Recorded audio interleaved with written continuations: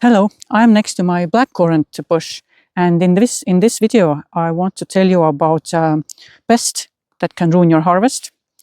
We will talk about how we can recognize a blackcurrant, because you might have a bush but you're not sure, is it a white currant, is it blackcurrant?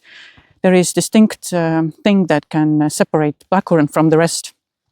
And then we'll have a look on which branches it produces fruits most, and which one we should actually remove and which ones to keep. And I will also tell you a little bit about how deep you should plant your currants. So first things first, let's say you have a bush, some currant, but you don't know which one is it. Is it blackcurrant? Is it white, pink, red one? And a very easy way to find out is if you take a young shoot and you rub against it. If you rub against it very gently, of course, do not break any of your buds, and then smell it. If you feel that strong but pleasant scent, then you know that this is blackcurrant. White currant and red currant, pink currant doesn't have it. So if you do smell something, you feel that scent, that means that's a blackcurrant. So that should be helpful if you're not sure. Then what I want to talk to you is a pest that can ruin your harvest. And this pest is called big bud mite. Big bud mites you can find very easily when you look at the buds. Now, unfortunately, I cannot show you a perfect example because I examined this bush earlier and I can't find any buds with a big bud mite.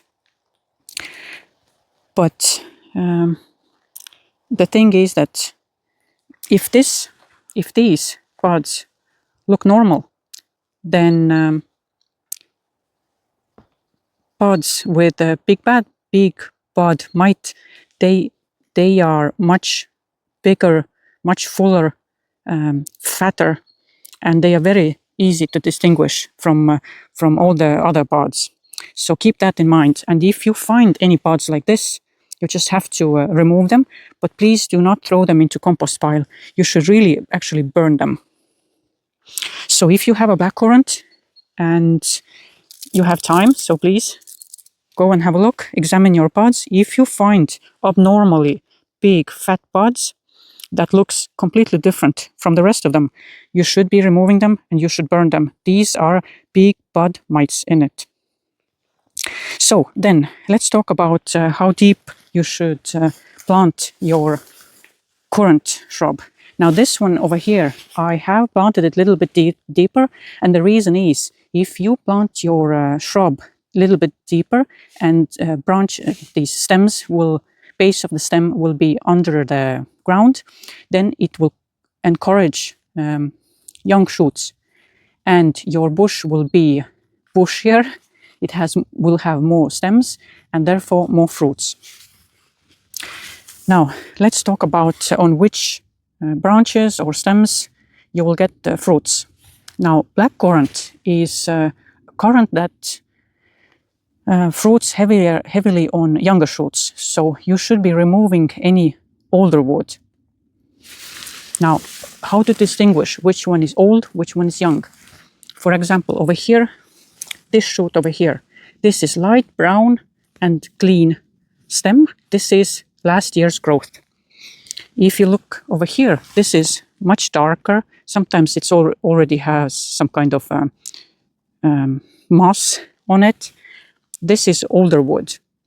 Now, I'm not saying that there will be no berries on older wood, but younger wood produces more fruits. And you do want to keep only 8 to 12 branches on your bush or stems, because shrub needs airflow to avoid diseases and pests.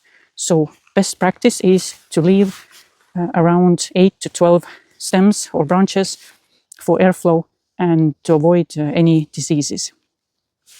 Now I like to open up the center of the bush. So I'll be removing some of the young shoots, but I will be aiming to keep some as well. And then I'm also removing any branches that are kind of lower and kind of towards the ground, because it's very hard to mow around the shrub if these stems or branches, they are too low. So that's how I do it. And of course, open the center. This is called open vase shape. This is the same as for fruit trees as well.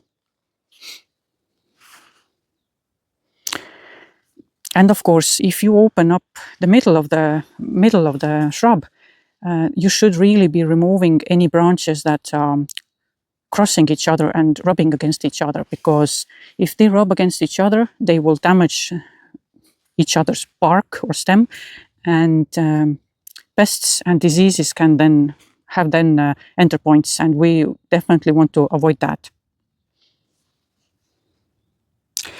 So let's tackle this bush and prune it and get it ready for real spring.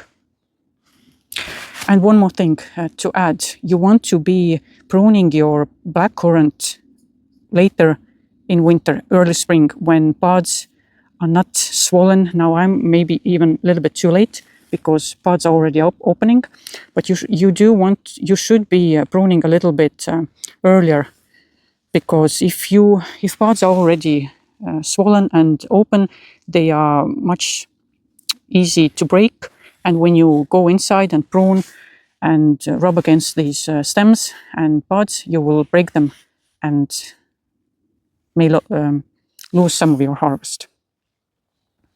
So let's do it.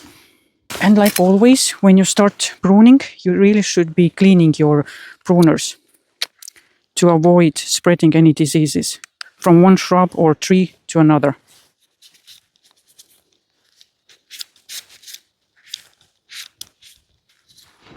Let's open up the middle. Now, I didn't say, one thing I want to add is you should be removing any broken, damaged and diseased branches as well. And you want to cut as close to the ground as possible.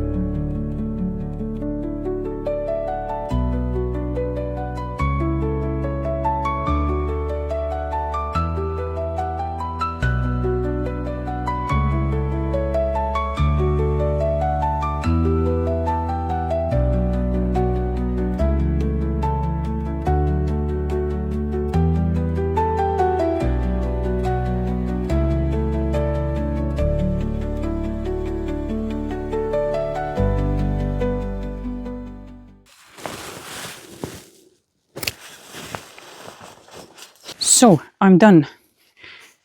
You want to cut as close to the base as possible, so do your best, please. And after this kind of pruning, I can already see that there's pod forming. Over here is a pod, over here is a pod. So these pods, they will develop into these this year's fresh growth, and they will provide fruits or berries then last next year. So, but I left then how many stems? I have 1, 2, 3, 4, 5, 6, 7, 8, 9. 9 stems altogether, and that's enough. So you can see that I opened up the shrub in the middle. There's plenty of circulation. Berries will get enough sun, and we will enjoy plenty of fruits this summer. One thing I would like to add is, I know some gardeners, they recommend recommend to do heading cut on these stems, on young stems, the ones that you leave for the season. I don't do that because if I do a heading cut over here, you will get one stem and a bush at the end. I do not want that. So I'm not pruning tips of my blackcurrant stems that way. Happy pruning!